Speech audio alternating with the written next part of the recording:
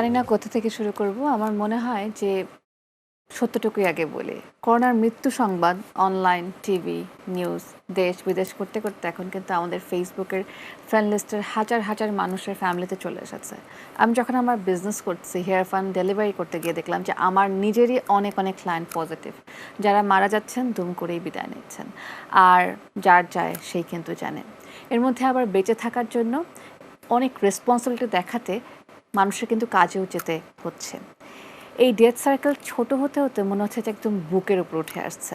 হেসে খেলে আমরা সবাই হয়তো ব্যস্ত আছে ঠিকই, কিন্তু এত অনিশ্চিত জীবন আর অস্থির সিস্টেম নিয়ে কি আদৌ কোনো প্ল্যান করা যায়? মন থেকে কি আসলে শান্তি আসে না। আজ আমরা কথা বলবো করোনা এবং মানসিক স্বাস্থ্য নিয়ে। বরাবরের মতো সাথে আছে আমি মেহজাবিন প্রিন্তি, পরিশ্রমে থাকবো আপনাদের সাথে, আপনাদের পাশে। অ্যান্ড ওয়েলকাম টু প্রমিসেস জানতে চাই। এবং আমার সাথে আছে আজকে একজন স্বনামধন্য guest, and he is none other than brigadier general Kamrul Hasan, psychiatrist at arm forces medical. আসসালামু আলাইকুম। আসসালাম। ওয়েলকাম টু প্রমিসেস জানতে চাই। Thank you. কেমন আছেন? আছি। কেমন আছো তোমরা? আছি, ভালো আছি। ভালো থাকার আসলে সবাই চেষ্টা করছে কিন্তু এর মধ্যে। রাইট। এবং এখানে যখন আমরা শুরুতেই আসলাম, থাকে না যে ভালো আছি আর আগের ভালো থাকার মধ্যে কিন্তু একটা বড় পার্থক্য আছে। এই যে আমরা এখানে হ্যান্ড স্যানিটাইজার নিয়ে বসেছি একটা শোতে, কত কিছু, হ্যাঁ? তো এটা আসলে আমাদের কাম্য ঠিক না বলবো না, হয়তো আমরা খুব একটা আরাম পাচ্ছি না, হয়তো অনেকটা অভ্যস্ত হয়ে গেছে, কিন্তু ভালো লাগছে না। ওই ফ্রিডম, ওই শান্তি, যেখানে ইচ্ছা হুড়োহুড়ি করে যাওয়া, অনেক প্ল্যান প্রোগ্রাম কিন্তু বেশি করতে হচ্ছে। তো এই জায়গা থেকে সবার মধ্যে একটা মানসিক অস্থিরতা কিন্তু চলে এসেছে। আপনি কি বলবেন এ প্রসঙ্গে? না, ডেফিনেটলি মানুষ একটা যে সিচুয়েশন আগে ছিল বা আমরা ছিলাম সেই সিচুয়েশনে তো এখন নাই। আমার একটা ওই ছোট গল্পের কথা মনে হয়, আমরা এর সময় পড়েছিলাম এসএসসিতে, যে মানুষ মরে গেলে পচে যায়, বেঁচে থাকলে বদলায়, কারণে অকারণে বদলায়।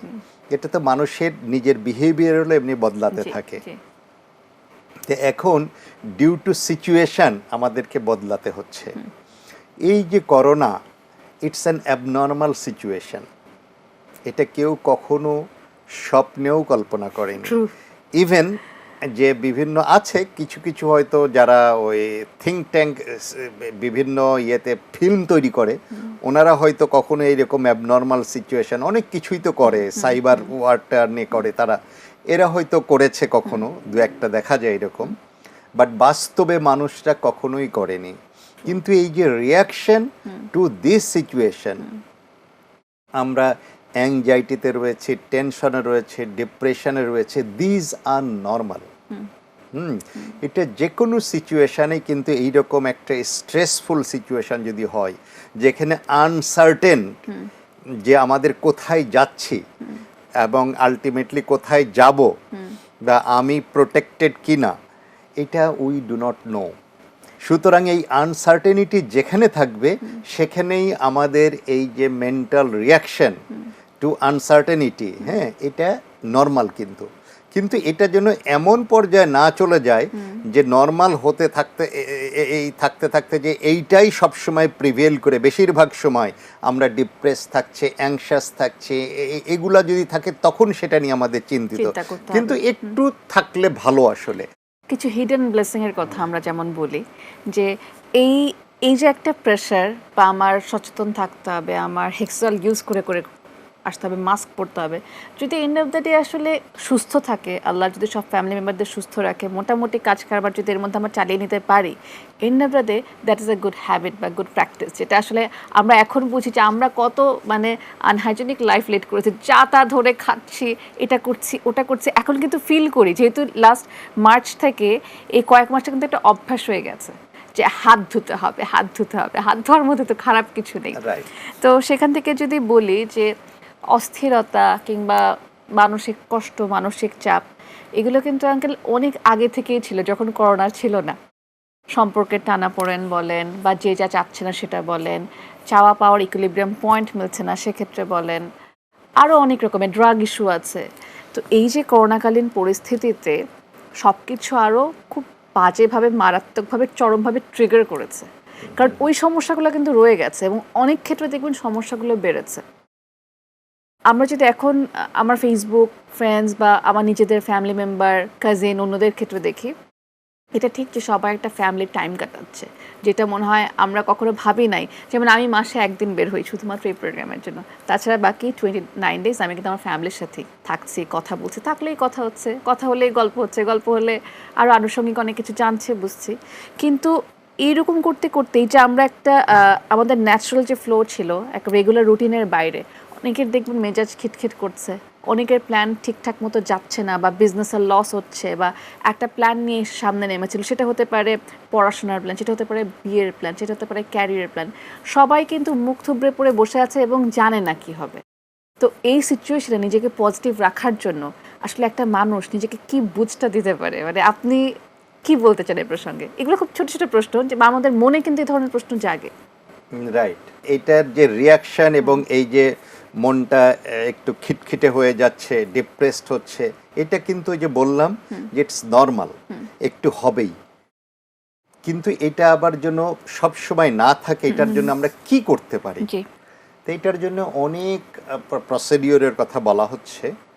যেমন আমাদেরকে প্রথমেই মনে রাখতে হবে যে এই যে অ্যাবনর্মাল যে সিচুয়েশন, এটাকে আমাদের মেনে নিতে হবে এবং এটাকে মনে করতে হবে যে এইটার উপরে আমার কোনো হাত নাই। সুতরাং আমরা এই জিনিসটাকে কন্ট্রোল করতে চাবো না। আমি বেশিরভাগ মানে আলোচনার ভিতরে এই কথাটা বলি যে মানুষের ডিপ্রেশনের, অ্যাংজাইটির প্রধান একটা কারণ হচ্ছে যে যেটাকে বলা হয় ইংলিশে একটা সেন্টেন্স দিয়ে বলে যে try to have control over a situation upon which you don't have any control. ঠিক আছে, যে আমরা কোনো একটা জিনিসকে নিয়ন্ত্রণ করতে চাচ্ছি যেটার উপরে আমার কোনো নিয়ন্ত্রণ নেই। সুতরাং এই কোভিড সিচুয়েশন কি আমার নিয়ন্ত্রণের মধ্যে আছে? নাই। আমি যদি মনে করি আল্লাহ কবে হবে, এটা শেষ হচ্ছে না, আর কতদিন আমি এরকম যাব, এইগুলা মনে না করে আমার করতে হবে যে আমি কিভাবে এখানে এর ভিতর দিয়ে ভালো থাকতে পারি। কোভিড এমন একটা জিনিস যে আমরা যদি প্রোটেকশন ঠিকভাবে নিতে পারি তাহলে বেশিরভাগ ক্ষেত্রেই কিন্তু নিজেদের এটার থেকে সেফ থাকা সম্ভব। যদি অ্যাবসলিউট না, তা আমরা সেটার জন্য আমরা চেষ্টা করব যে আমরা এখানে এসেছি, আসার সময় মাস্ক পরে এসেছি, জাস্ট অনুষ্ঠানের আগে মাস্কটা খুললাম, আচ্ছা, তারপরে হ্যান্ড স্যানিটাইজার ব্যবহার করছি, ডিস্টেন্স মেনটেন করছি, এইগুলা কিন্তু আমাদেরকে করে যেতে হবে। এবং এই ব্যাপারগুলো কিন্তু খুব বেসিক, আমরা অলরেডি টিভি, রেডিও, খবর পত্রিকা, ফেসবুকের ফিডে সবসময় আসছে এবং আমরা কাইন্ড অফ অভ্যস্ত হয়ে গেছে। কথা বলছি করোনা এবং মানসিক স্বাস্থ্য নিয়ে। এ নিয়ে আর একটু সময় ধরে কথা বলবো, নিশ্চয়ই ছোট্ট একটা বিরতির সাথেই থাকবেন।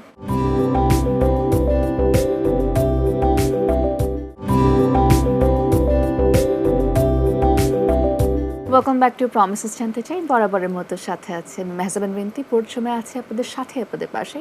এবং আজকে আমরা কথা বলছি করোনা এবং মানসিক স্বাস্থ্য নিয়ে।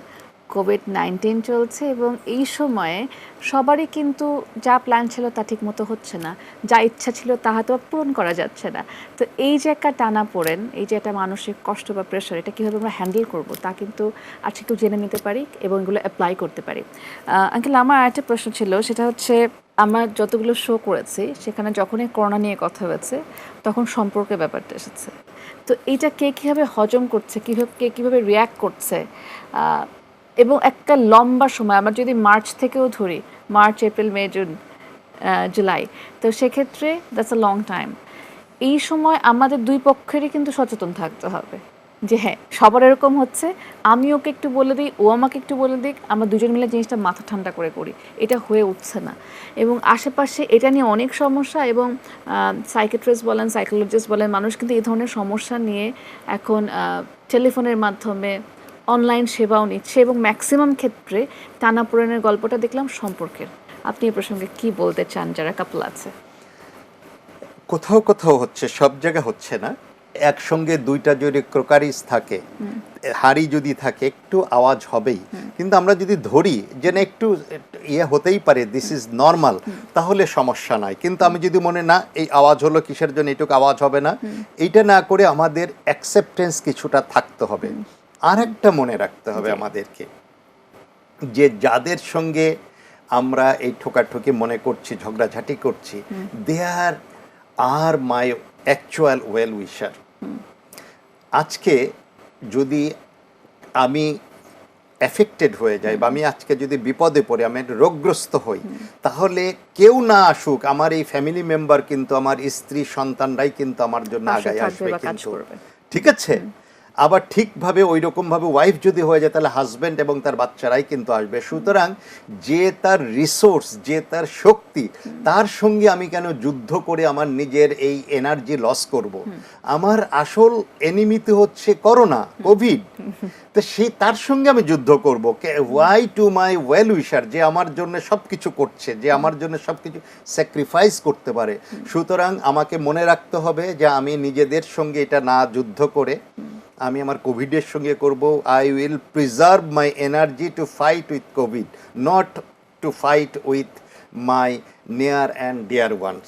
বাহ, এই কথাটা আসলে খুবই মনে ধরেছে। এই একটা লাইন যদি থাকে না, যে মনে গেঁথে নিতে পারে আর একটু সহনশীল হওয়া। আমরা সবসময় যেটা হয় যে আমরা কিন্তু ম্যাক্সিমাম টাইম নিজের ভুলটা দেখি না, এটা প্রত্যেকটা মানুষের ক্ষেত্রে প্রযোজ্য। আমরা অনেক সময় অনেক বড় বড় কথা বলছি, এই সিটে বসে কথা বলছি, হয়তো অনেক কোনো সহজ বিষয় কেউ আমাকে বললো, হয়তো ওই সময় আমাদের ভালো লাগছে না। এখন মানে হিউম্যান নেচারই আসলে ব্যাপারটা এরকম। এর মধ্যে যেই মানুষগুলো যত সচেতন বা নিজেকে নিয়ে যত কাজ করার ক্ষমতা রাখে, তারা কিন্তু তত সহজ, ইজি গোয়িং এবং successful at the same time. আমি যদি এখানে একটু বলি যে মানসিক স্বাস্থ্য বিষয়ে আরেকটা ব্যাপার যেটা আসে, যে স্টুডেন্ট যারা আছে, আমি এরকম অনেককে দেখলাম যে ইউনিভার্সিটি থেকে বের হয়েছে, এখন তাদের জবে ঢোকার কথা। কিন্তু উই আর কোয়াইট ব্লেসড যে আমাদের ফ্যামিলি আমাদের দিকে তাকিয়ে নেই বা ডিপেন্ডেন্ট না, আমরা এটা শখে উড়াচ্ছি বা খরচ করছি বা পার্সোনাল কোনো কাজে লাগাচ্ছি। কিন্তু এরকম বহু ফ্যামিলি আছে যে যারা এই বাচ্চাটাকে বড় করেছে, তাদের একটা নিডের একটা বড় জায়গাও কিন্তু সেখানে আছে, তারা তাকিয়ে আছে যে আমার এখন থেকে ভালো দিন, কিংবা এই বাচ্চাটা আমার জীবনে কন্ট্রিবিউট করবে, আমি এতদিন কষ্ট করে এসেছি। সেক্ষেত্রে কিন্তু তারা এখন জব পাচ্ছে না, এবং জব মার্কেটে যাদের জব ছিল সেখানে লাখ লাখ মানুষ ছাঁটাই হচ্ছে, অথবা খুব ভালো ভালো পজিশনে যারা আছে তাদের স্যালারি পর্যন্ত 50%, 40%, 60% দেওয়া হচ্ছে। তো এই যে একটা জব মার্কেটে কিংবা কর্মক্ষেত্রে একটা অস্থিরতা, একটা সমস্যা, সেটাতে কিন্তু একজন ভুক্তভোগী হচ্ছে না, তার আশেপাশে পুরো ফ্যামিলি এখানে ভুক্তভোগী হচ্ছে। আমি একটু উত্তরটা নিব, একটা ব্রেক নেওয়ার জন্য ইনস্ট্রাকশন চলে এসেছে, সরি ফর দ্য ইন্টারাপশন। এই মুহূর্তে একটা ছোট্ট ব্রেক নিচ্ছি, ব্রেকের পর ফিরে কথা বলছি করোনা এবং মানসিক স্বাস্থ্য নিয়ে। আর যে প্রশ্নটা করে গেছিলাম তার উত্তর ইনশাল্লাহ পাবেন। Back soon.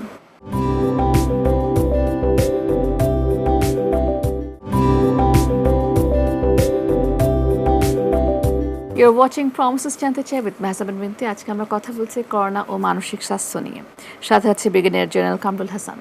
ব্রেকে যাওয়ার আগে যে প্রশ্নটা করে গেছিলাম, যে জব মার্কেটের অস্থির অবস্থা এবং এটার ভুক্তভোগী অনেক অনেক ফ্যামিলি, হাজার হাজার লক্ষ লক্ষ ফ্যামিলি। তো এই সময় যখন আসলে টাকার কষ্ট থাকে এবং সব কিছুর প্রাইস কিন্তু কাইন্ড অফ একটু বেশি, অনলাইনে যদি আমরা পারচেস করি সেক্ষেত্রেও বেশি দেখে কিনতে পারছে না, এবং অনেক রকমের আনসার্টেনিটিও কাজ করছে যে আমার জমানো টাকা সেভিংসটা আসলে কতদিন যাবে, এটাও কিন্তু একটা বিষয় অনেকের জন্য। তো তারা আসলে এই মুহূর্তে কীভাবে নিজেদেরকে একটু শক্ত রাখতে পারে, প্রফুল্ল রাখতে পারে, কিংবা অন্য কোনো খাতে কাজ করার সুযোগ তৈরি করতে পারে, আপনি কি বলেন আপনার জায়গা থেকে? This is the most important point. এটাতে আমরা দুইটা ধাপে আমি করব। একটা হচ্ছে আমাদেরকে মনে রাখতে হবে যে এভরি ক্রাইসিস কি করছে, একটা ইমার্জেন্সি নিয়ে আসছে, আর একটা হচ্ছে অপরচুনিটিও নিয়ে আসে। কিন্তু তো এটা আমাদের একটা ইমার্জেন্সি সিচুয়েশন তৈরি হয়েছে, তা একইভাবে আমাদের কিন্তু অপরচুনিটিও অনেক কিছু নিয়ে আসছে। অপরচুনিটিটা কেমন, যে এই যে আমরা এখন অনলাইনে কিন্তু বিভিন্ন জায়গাতে ক্লাস করছি, তারপরে হচ্ছে বিভিন্ন ইভেন বাইরের সেমিনার বা সিম্পোজিয়াম যেগুলো ছিল ওগুলাতে আমরা অ্যাটেন্ড করছি। এই যাদের কথা বললা যে এরা কিন্তু ইচ্ছা করলে যে এই ভার্চুয়াল যে মিডিয়াটা আছে এই জগতের সঙ্গে কিন্তু তারা অনেক কিছুকে নিজেদেরকে অ্যাকাস্টাম করতে পারে, এবং এই পৃথিবীটা কিন্তু ভবিষ্যতে এইটার উপরে অনেক ইয়ে হবে। অনেকেই আছে যারা কখনো কিন্তু এই যে সোশ্যাল মিডিয়া বা এগুলাতে কখনো অভ্যস্তই ছিল না, তারা কিন্তু এখন আস্তে আস্তে ইউজ করতে পারছে। তা এইগুলার ভিতরে তারা কিন্তু বিভিন্ন কম্পিউটার রিলেটেড বা সফটওয়্যার রিলেটেড এগুলার ভিতরে তারা যেতে পারে। এটা একটা সাইডে গেল। আরও ইয়া আছে, স্কোপ আছে, হাউ টু কোপ দেম। তারপর আমি তার আগে একটা বলে নিই যে আমরা সবাই যে আলিবাবা যে ইয়েতে আছে, এদের যে মালিক এটাতে জ্যাকমা, উনি সব জায়গায় তো এই কিভাবে মানুষ সাকসেসফুল হতে পারে, কিভাবে সুস্থ থাকতে পারে, এগুলার উপরে উনি বিভিন্ন জায়গায় কিন্তু মোটিভেশনাল স্পিচ দেন। তা ওনার কাছে এই সময় একজনকে প্রশ্ন করেছে একজন, যে আপনি তো সবাইকে বলেন, এই যে তুমি যেটা বললা যে এখন তো আমাদের কোনো কাজ নাই, আমরা কিছু করতে পারছি না, আমরা বেকার বসে আছি, এখন আপনি কিভাবে আমাদেরকে সান্ত্বনা দিবেন, এখন আমাদের জন্য কি করব, আমাদের কিভাবে লাভ করতে পারি আমরা এখন। তো উনি তখন বলেছেন যে এই করোনা সিচুয়েশনে আমরা আমাদের পরিবারের সদস্যরা সহ যদি সুস্থভাবে কাটিয়ে দিতে পারি এই পিরিয়ডটাকে, that is my best profit. আমার সবচেয়ে বড় লাভ সেটাই যে আমি সবাইকে সুস্থ রেখেছি, সবাই সুস্থ আছে। সুতরাং আমাদেরকে এখন এত টেনশন না করে কোনোভাবে আমরা রেশনিং করব। আমি যে পরিমাণের লাইভহুড ইয়ে ছিল আমাদের, তার থেকে একটু কম খরচ করব আমি, করে আমি মনে করব যে ঠিক আছে এই সময়টা যদি আমি পার করে দিতে পারি আলহামদুলিল্লাহ। এবং তুমি জানো যে কোথাও যদি বন্যা হয়, যে বন্যা হচ্ছে, বন্যার পরে কিন্তু ফসলের যে লাগানো হয় ওই জমিতে উর্বরতা অনেক বেড়ে যায়। তখন যদি 1 কেজি হয়, অন্য বন্যার পরে এটাতে 2-3 কেজি পর্যন্ত হয়ে যায়। সুতরাং আমাদেরও কিন্তু পোস্ট কোভিড সিচুয়েশনে কিন্তু অনেক অপরচুনিটি হয়ে যাবে কিন্তু, এবং যারা সুস্থ থাকতে পারবে, যারা বেঁচে থাকবে আলহামদুলিল্লাহ। এবং করোনায় তো ডেথ রেট মাত্র 1-2%। সুতরাং এখানে আমাদের আসল ইয়ে হচ্ছে মানসিকভাবে আমরা এবং শারীরিকভাবে যদি সুস্থ থাকতে পারে, এটাই আমাদের সবচেয়ে বড় পাওয়া হবে। এবং যারা এই ফেসবুক বা অন্যান্য জায়গায় ছিল না, তারাও এখন এখানে এসে নতুন করে এক্সপ্লোর করছে, অনেক অপরচুনিটি দেখছে, অনেক নিউজ দেখছে। আমার বাবা কিন্তু এই লকডাউনে ফেসবুক জয়েন করেছে, মানে আমরা তাকে জয়েন করিয়েছে। অনেক বছর থেকে বলছি আমরা ফেসবুকে এত অ্যাক্টিভ, বাট পাপাকে আনা যাচ্ছিল না। সো ফাইনালি হি জয়েন ফেসবুক মার্চ মাসে, এবং হি ইজ ভেরি হ্যাপি। বলে আমি এতদিন এটা থেকে দূরে ছিলাম, আমার সব ফ্রেন্ডরা এখানে সবার আপডেট দেখি, আমি শোতে আসছি, সে সেটার আপডেট একদম নগদে পেয়ে যাচ্ছে। সো বলছে আমি তো অনেক কিছু মিস করে গেছি, আমাকে আগে কেন জোর করে ঠুকাওনি। সো এটাও আমার ভালো লাগে যে আমরা ফ্রেন্ড লিস্টে আছি, পাপা যা যা কোন গানটা পাপার আছে পছন্দ হলো একটু শেয়ার করলো, আমি দেখলাম আমার কি কাজ হলো, কে আমাকে কীভাবে অ্যাপ্রিসিয়েট করলো, পাপা আবার সেটা দেখছে, দেখে তো সেও নিজে একটু ঝালাই করে নিচ্ছে। এই ব্যাপারগুলো আছে। এবং আরেকটা ব্যাপার, ফেসবুকে অনলাইন বিজনেস ব্যাপারটা কিন্তু এখন খুবই জনপ্রিয় এবং হট কেকের মতো। কেউ যদি আসলে একটু ভালো করতে পারে, লেগে থাকে সৎভাবে, আসলে একটা ভালো প্রোডাক্ট নিয়ে, তার কিন্তু এখান থেকে এখানে চলে যাওয়ার সে ক্ষমতা রাখে। এবং এই লকডাউনে দেখলাম আঙ্কেল, যেটা হচ্ছে যারা কখনো বিজনেসের কথা ভাবেও নি, কিংবা নিজের কোনো শখ, কেউ হয়তো ভালো বেক করতে পারে, ভালো কেক বানাতে পারে, কেউ হয়তো বা হাতের ভালো কাজ জানে, কেউ হয়তো চায়নায় ভালো লিঙ্ক আছে, তারা তো আসলে মাস্কই নিয়ে আসলো। তো সব সেক্টরের মানুষ কিন্তু লেগে পড়েছে যে আমার শখটা কীভাবে মানুষের সামনে তুলে ধরা যায়, এবং প্রপারলি যদি আমি প্রেজেন্ট করি, সেখান থেকে কিন্তু আমার একটা ইনকাম সোর্স হচ্ছে। তো কেউ কিন্তু বসে নেই। এই ব্যাপারটা না আমার খুব ভালো লেগেছে, মানে অন্যভাবে নাড়া দিয়েছে যে মানুষ না আসলে সময়ের সাথে সাথে ওই কোপিং যে মেকানিজমটা, এটা রপ্ত করে নিয়ে আবার পজিটিভলি চিন্তা করতে পারে, আমাদের মধ্যে সেই ক্ষমতাটা আছে। তো এই যে আমরা নেগেটিভিটির কথা বলি বা মানসিক স্বাস্থ্য নিয়ে কথা বলছি, আমরা তো বলছি এনকারেজ করার জন্য, কিন্তু এন্ড অফ দ্য ডে চেষ্টা বা আমার হাতে কি কি টুলস আছে, আমার কোথায় শক্তি, আমার স্ট্রেংথের জায়গাটা আমারই খুঁজে বের করতে হবে, এবং আজকে হোক কালকে হোক কাজ শুরু করতে হবে। The early the better, because আপনি এটার সুফলটা আসলে ভোগ করবেন। এখানে আরেকটা বিষয় আসে, সেটা হচ্ছে করোনা এবং মানসিক স্বাস্থ্য নিয়ে যখন আসে, যদিও ডেথ রেট কম, কিন্তু যে ফ্যামিলিতে আসলে করোনা হচ্ছে, ফ্যামিলিটার কিন্তু অবস্থা খুব খারাপ হয়ে যায়। আমরা যে বলি যে আইসোলেশনে থাকেন, বলাটা খুব সহজ, বাট একটা মানুষ, একজন বাবা বা একজন মা যখন আইসোলেশনে থাকে, তাকে এই যে খাবার দেওয়া, বাজারটা কে করে দিবে, কি হবে, সেই প্লেটটা কে ধুবে, কে সামনে যাবে, আবার মন থেকে খারাপও লাগছে, এই যে একটা টানাটানি, এবং এই সিচুয়েশনটা আমরা কেউ কখনো স্বপ্নেও কল্পনা করিনি। তো এখান থেকে আমার মনে হয় যে থাকে না, প্রতিবেশী বা আশেপাশের মানুষের কিন্তু একটা মিনিমাম দায়িত্ববোধের জায়গা কিন্তু তৈরি হতে পারে এবং হওয়া উচিত, যে আচ্ছা ওদের এখন এরকম অবস্থা, বাসায় 3জন মানুষই কোভিড পেশেন্ট, আমি একটু বাজারটা করে গেটেই দিয়ে আসি না কেন, সমস্যা তো নেই।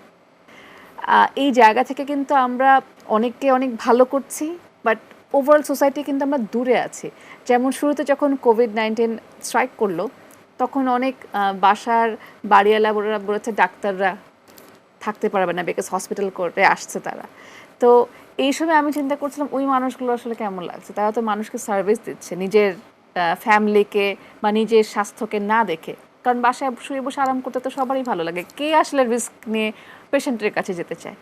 তো এখানে কিন্তু আঙ্কেল আমার মনে হয়েছে যে আমাদের মূল্যবোধের জায়গা, মানুষ হিসেবে কখন কি ভাবা উচিত। আমি জানি এটা হয়তো মানুষ অস্থিরতা বা একটা ভয় বা আতঙ্ক থেকেই করছে, বাট আদৌ কি করা উচিত? আমরা কিন্তু কখনো অন্যের জায়গায় নিজেকে দাঁড় করিয়ে ভাবি না যে আমার এরকম সিচুয়েশন, সাপোজ আমি ডাক্তারি পড়ে এসেছি, সাপোজ আমি এই বাসায় ভাড়াটিয়া, আমার কি হতো। তা আপনি, সবাই এখন মোটামুটি অনেক পজিটিভ, তুই একজন যদি নেগেটিভ থাকেন বা অন্যভাবে চিন্তা করেন, স্পেসিফিক সেই মানুষগুলোকে এই টিভি সেটের সামনে বসে কি বলতে চান?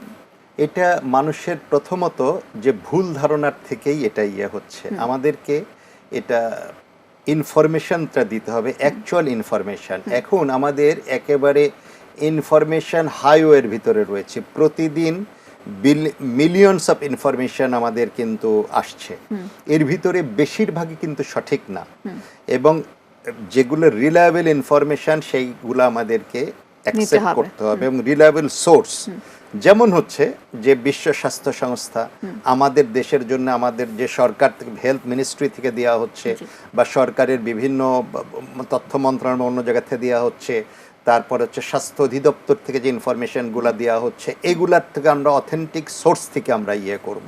এখন এগুলার যদি আমরা এই সোর্স থেকে নিই, তাহলে কিন্তু আমাদের এই যে ভুল ধারণাগুলো, কুসংস্কার, এগুলো কিন্তু ঠিক হয়ে যাবে।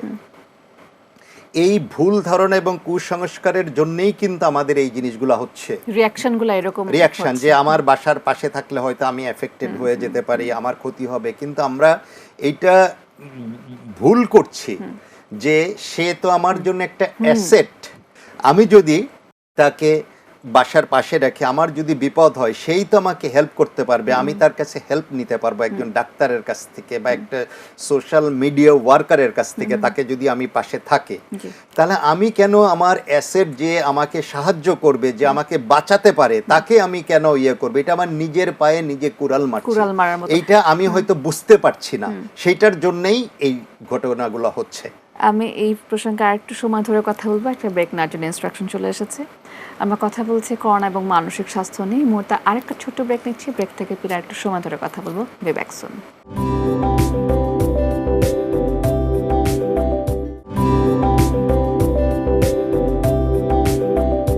ওয়েলকাম ব্যাক টু প্রমিসেস জানতে চাই। বরাবরের মতো সাথে আছে আমি মেহজাবিন বিনতি। আচ্ছা, আমরা কথা বলছি করোনা ও মানসিক স্বাস্থ্য নিয়ে। আমার শারীরিক স্বাস্থ্য নিয়ে সবসময় সবাই সচেতন থাকি, কার জ্বর হলো, কার ক্যান্সার হলো, কার শরীর খারাপ হলো, কে কোভিড-19 পেশেন্ট, আমরা কিন্তু খুব সচেতন। কিন্তু এই যে মেন্টাল স্ট্রেংথ বা মেন্টাল যে উইক পয়েন্ট, মানসিক স্বাস্থ্য, এটা নিয়ে করোনার আগেও আমরা খুব একটা সচেতন ছিলাম না, হচ্ছি, সময়টা শুরু হয়ে গেছে। আর এখন আসলে মানসিক স্বাস্থ্যের অবস্থা সবারই কম বেশি একটু, বলবো একটু নড়বড়ে। তো এটা শক্তিশালী করার দায়িত্ব কিংবা নিজ স্বার্থে ভালো থাকার দায়িত্বটা আসলে আমাদেরই। এই যে প্লাজমা ডোনারের যে ব্যাপারটা, এটা যদিও একদম ওই রকম ভেরিফাইড বা অথেন্টিক চিকিৎসা না, বাট অনেক জায়গায় ব্যবহার করা হচ্ছে। প্লাজমা ডোনারের জন্যও কিন্তু যখন প্লাজমা খুঁজতে হচ্ছে, আমরা কিন্তু কোভিড-19 পেশেন্টকেই খুঁজে খুঁজে রিকোয়েস্ট করে তাদেরকে কিন্তু নিয়ে আসতে হচ্ছে। মানে 3 মাসও যায়নি, সিচুয়েশনটা কিন্তু উল্টে আমাদেরকে আবার প্রকৃতি দেখিয়েও দিচ্ছে যে তোমাদের এর কাছেই আসতে হবে। হ্যাঁ, সো এরকম একটা মজার বিষয় আমরা সবসময় জীবন থেকে দেখতে পারি। মানসিক স্বাস্থ্যের কথা যখন আসে, আমরা অনেক সময় কাউন্সিলর পর্যন্ত যেতে চাই না, ম্যাক্সিমাম ক্ষেত্রেই।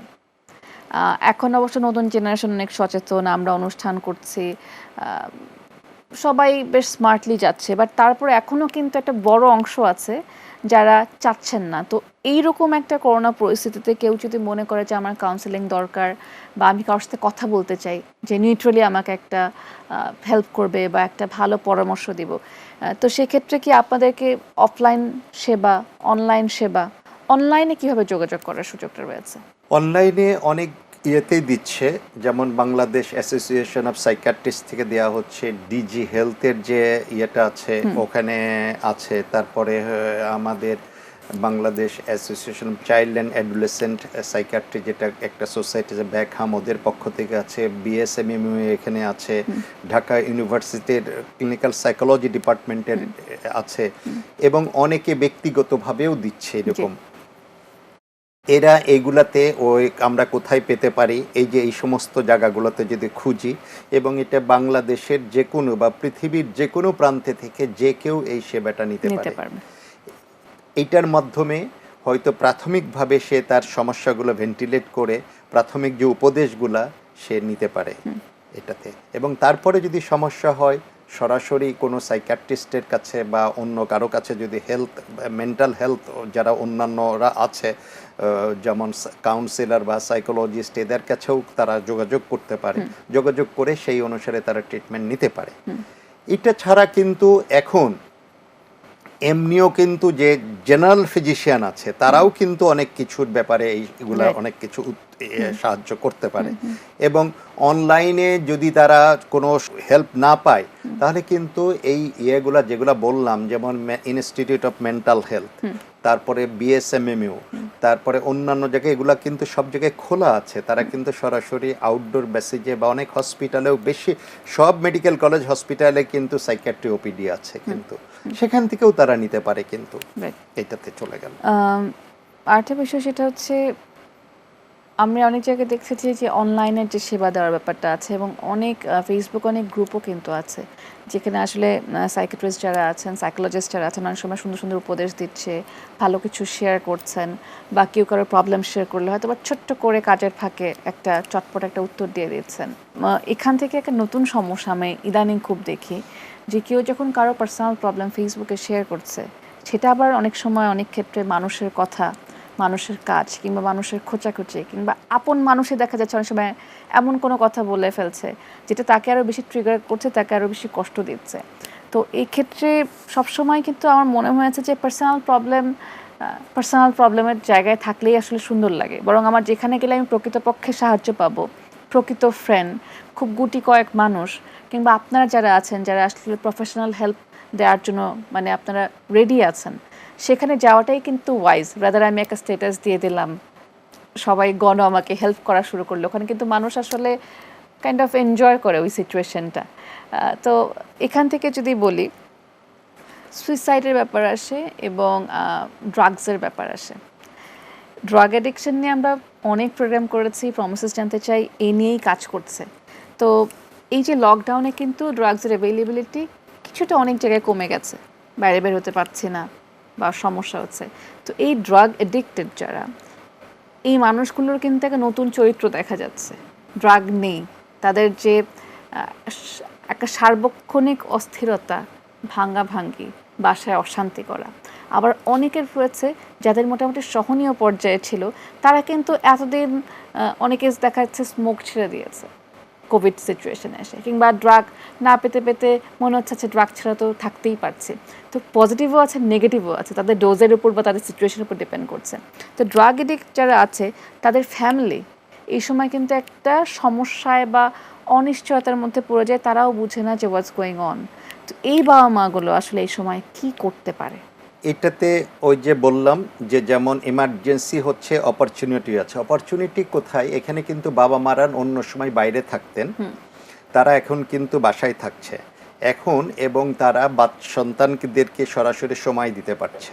এবং এই যারা ড্রাগ অ্যাডিক্ট, এদের তো বাইরে এখন যাওয়ার লিমিটেড, স্কোপগুলো লিমিটেড হয়ে গেছে। তাদেরকে যদি বাসায়, কোভিডের কথা বলেও কিন্তু বাসায় রাখা যাবে যে you are not safe outside, so you should remain at home. এখন তারা বাসায় যদি থাকে তাহলে বাবা বা মা তাদের সঙ্গে কোয়ালিটি টাইম দিতে Spend পারে, করতে পারে। দেওয়ার পরে তাদেরকে বোঝাতে পারে, এবং এটাও কিন্তু তাদের কিন্তু অনেকটা হেল্প হবে। এক, 2 নাম্বার হচ্ছে যে যেটা বললাম যে বিভিন্ন জায়গায় অনলাইনের কাউন্সেলিংয়ের সুযোগ আছে বা উপদেশ নেওয়ার সুযোগ আছে। তৃতীয়, এইটা তাদেরকে বোঝাতে হবে যে ড্রাগ অ্যাডিকশন, ইভেন স্মোকিং, এইটা যাদের আছে, এটা কোভিড আক্রান্ত হওয়ার বা কমপ্লিকেশন হওয়ার, যেটা নিয়ে অনেক স্টাডি হয়েছে, দেখা গিয়েছে যে 1400%, 1400% বেশি সম্ভাবনা।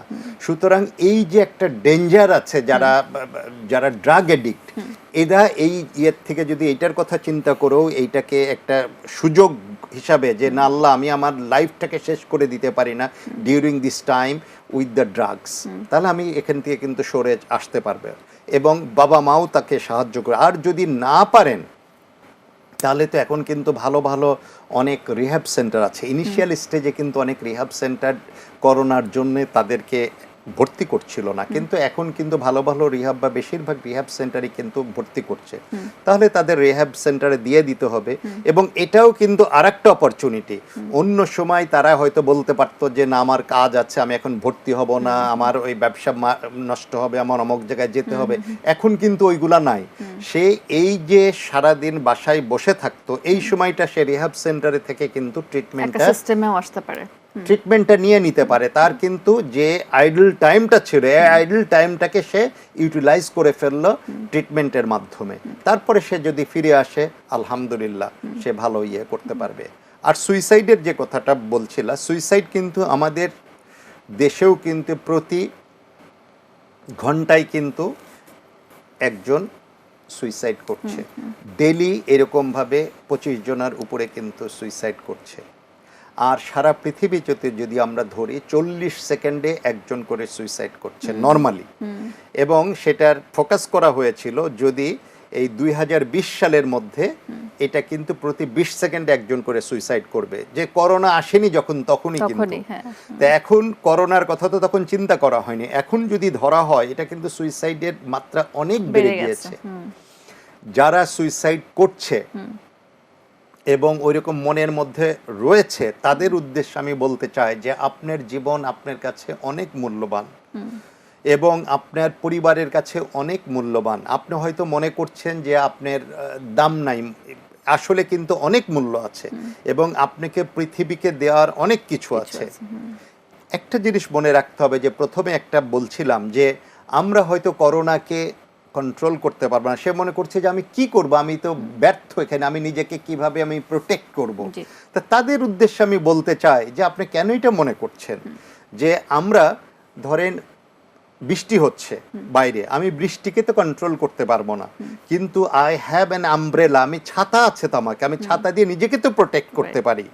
সুতরাং আমি বৃষ্টিকে নিয়ন্ত্রণ করার কথা চিন্তা না করে আমি আমার নিজেকে প্রোটেক্ট করার কথা চিন্তা করব। এবং সেই ক্ষেত্রে আমি কিন্তু এত বড় চিন্তা করে নিজের ব্রেনটাকে পাজল করে ফেলবো না, এবং আমার সেই ক্ষেত্রে নিজেকে সান্ত্বনা দেওয়ার অনেক ভাষা থাকবে এবং আমি প্রোটেক্ট করতে চাবো। আবারও বলছি, ছাতা দিয়ে নিজেকে বৃষ্টিকে নিয়ন্ত্রণ করতে চাবো না। খুব সহজ, জীবন ঘনিষ্ঠ, একদম সহজ সিম্পল একটা এক্সাম্পল দিয়েই কিন্তু আমাদের পুরো লাইফের প্রবলেমগুলো আমরা এক্সপ্লেইন করতে পারি। এই নিয়ে আরেকটু সময় ধরে কথা বলবো। এই মুহূর্তে একটা ছোট্ট ব্রেক নিচ্ছি, ফিরে আরও অনেক সময় ধরে গল্প হবে, সাথেই থাকুন।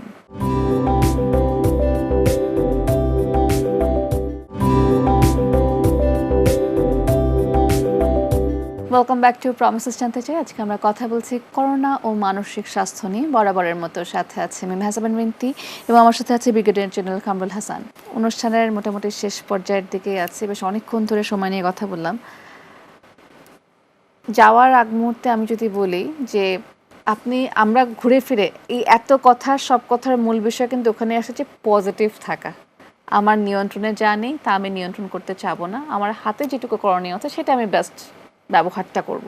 তারপর বাকিটা আসলে অনেক সময় নিয়তি, আল্লাহ, সিচুয়েশন, অনেক কিছুর উপর ছেড়েও দিতে হয়। এবং অনেক সময় সিচুয়েশন কিন্তু হিডেন ব্লেসিংয়ের মতো আরও বড় বড় চমৎকার রেজাল্ট নিয়েও সামনে হাজির হতে পারে, এরকম কিন্তু হয়।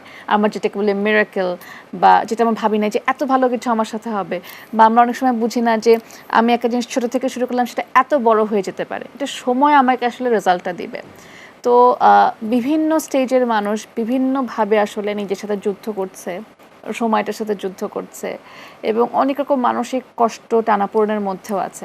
আমি পজিটিভ হওয়ার কথা শুনেছি, কিন্তু আপনার কাছে যদি আমি বলতে চাই যে জানতে চাই যে থাকেন আপনি যদি 3টা টিপস দিতে চান আমাদের সবাইকে এরকম কন্ডিশনে, 3টা টিপস কি হবে যে এই 3টার দিকে আমরা ফোকাস করবই, একদমই মিস করা যাবে না?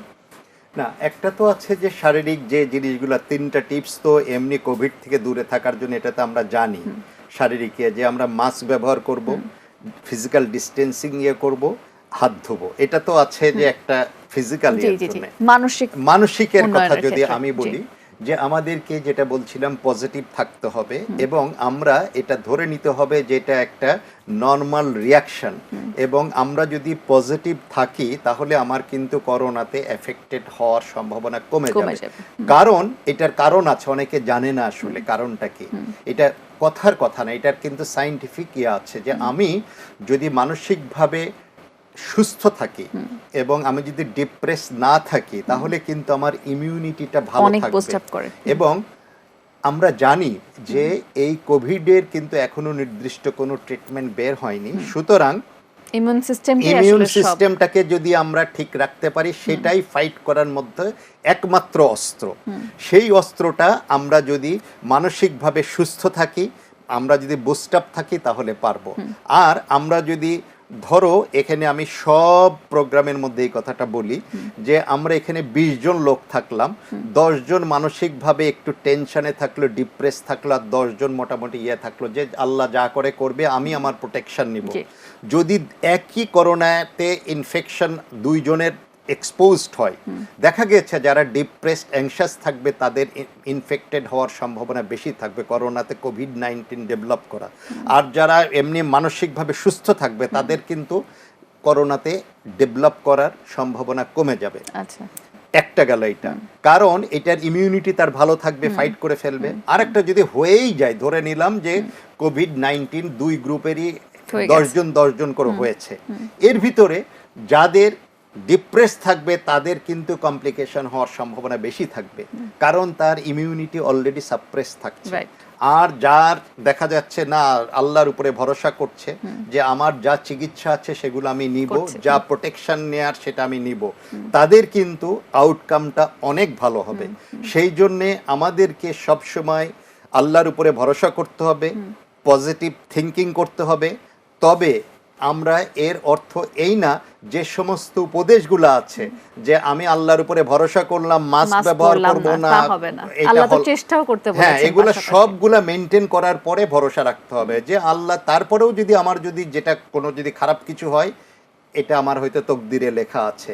তাছাড়া আমি এটাতে কোনো ইভেন মৃত্যু হলো ঠিক আছে, অসুবিধা নাই, কিন্তু এটা তো মাত্র 1%, 1.3 বা 1.29% মাত্র আমাদের দেশে কিন্তু মৃত্যু হয়, সুতরাং খুবই কম।